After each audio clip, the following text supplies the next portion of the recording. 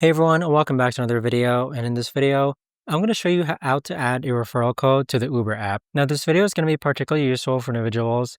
Let's say that you're just starting to go ahead and use Uber and you want to go ahead and add your friend's referral code.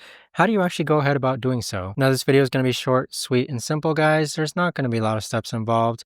But in order to do this, what you're first going to do is that let's go ahead and open up the Uber app. Next, you're going to click on account on the bottom right hand corner, then click on wallet. And then from here, you're going to scroll all the way down to where it says add referral code.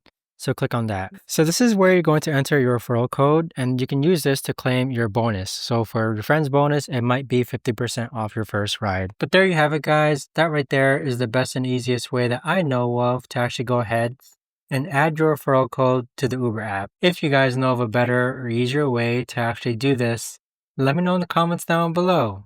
I would love to know. Thanks so much for watching, everyone, and I'll see you guys all in the next video.